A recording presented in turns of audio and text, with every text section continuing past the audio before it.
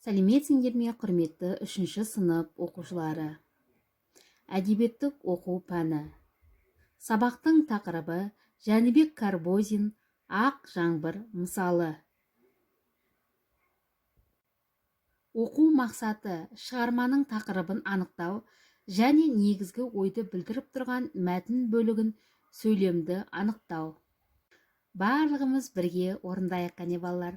Алға қарай бір адым, артқа қарай бір адым, бір орнымда қозғалып, кезек басып тұрамын. Жоғары төмен қарайық, орнымызды табайық, сабаққа дайындалып отырайық қане балалар.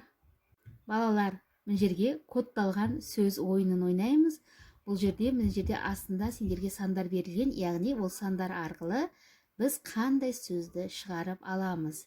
2-де 4, Ж әріпі, 3-де 3, А әріпі, 4-де 6, 5-де 8, 2-де 2, 3-де 10. Қандай сөз шықты балалар? Дұрыс айтасыңдар. Жаңбыр сөзі шықты. Ендеше бүгінгі өтетін тақырыбымыз осы жаңбыр сөзіне байланысты ақ жаңбыр мысалын өтеміз балалар. Бәріміз үшін көктемгі жаңбырдың әсері ерекше. Қолымызға қолшатырымызды алып, романтикалық күйге бөленіп, көңіл күйімізде жайлана түседі. Ал сіз осы жаңбырдың қалай пайда болатынын білесіз бе? Жаңбыр тропосфера қабатында алдымен мұз қалпында болады. Кейін жер бетіне жақындаған сайын еріп ұсақ тамшыларға айналады. Бір қызығы, жаңбырдың да бірнеше түрі бар. Ендеше атап өтсек, ақ жаңбыр бір қалыпта толассыз ұзақ жауады. Боз жаңбыр, жаңбырдың баяу жауатын түрі. Қара жаңбыр, тек күзде ғана жауатын қалың жаңбыр. Ал бұршақ жаңбыр күннің суығынан су тамшыларының кішігірім бұршаққа айналып жауы. Қарлы жаңбыр, ерте көктемдегі қар аралас жауын. Будақ жаңбыр, жаңбырдың төгіп жауы. Өткінші жаңбыр, аспан бұлттанып, тез жауып өтетін жаңбыр. Соқыр жауын, күн көзі шығып тұрғанда жауатын ұсақ тамшылар. Сылбыр жаңбыр, желсіз күні жауатын жаңбыр. Жәнібек Карбозин, Алматы облысы Жамбыл ауданында дүниеге келген. Өлең, ертегі, жыр, мысал, хикая, сахналық көрініс авторлары. Ақын 1984 жылдары өмір сүрген. Ақ жаңбыр, мысал. Ақ жаңбыр бір тамбайды, бір басталса тәулік бойы тынбайды. Үнсіз тұрып төге береді. Мұны көрген өткінші жаңбыр ақ жаңбырға жалқау жаңбыр деп аттақты. Бұл не деді ол?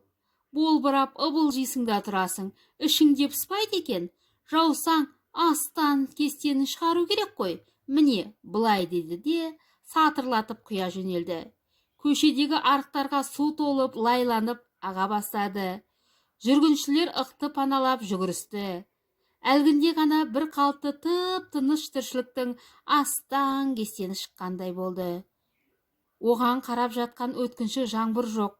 Өз-өзінен мәз болып, әне солай дегендей болып, қырқадан асып та кетті. Іле-шала бұлт ыдырап, жарқырап күн де шықты. Жаңбыр суы сай-саламен ағып кетті. Самал есіп, өсімдіктер тербетті. Шөп біткен бастарын шайқап, шөліміз қанбай қалды-ау. Өткіншінің бұнысы несі? Ұшытып қонып келеді де кетті деп ренжісті. Сонда бір кәрі қорай тұрып, қиналып қайтесіңдер, одан да ақ жаңбырға жайларыңды айтыңдар деді. Әй, бұл да дұрыс екен-ау деп шалғындар ақ жаңбырға бұйымталарын айтты. Ол тыңдап болып мақұл деді. Сол ақ екен, ақ жаңбыр аспай сапыспай тәулік бойы жауып еді. Жер үсті еркін сусындап, көк жайқалып құлпырып сала берді. Балалар, мәтінді өзіміз оқып, мазмұнын тағы да бір дайындалып оқимыз. Мәтінге сүйеніп, қимыл әрекетті сәйкестендіріп мінезін жазыңдар. Ақ жаңбыр, ол қандай? Өткінші жаңбыр. Сатырлатып құя жөнелді. Ол қандай жаңбырға жатады? Төге берді. Сай-саламен кетеді. Тәулік бойы тынбайды. Келді де кетті. қай жаңбыр жөнінде айтылғанын сызбаға сүйене отырып өзіміз белгілейміз. Үйге тапсырма 95-ші бет ақ жаңбыр мысалын оқу, жаңбыр сөзіне сөз жұмбақ құрастыру. Зейін қойып тыңдағандарыңызға көп рахмет балалар.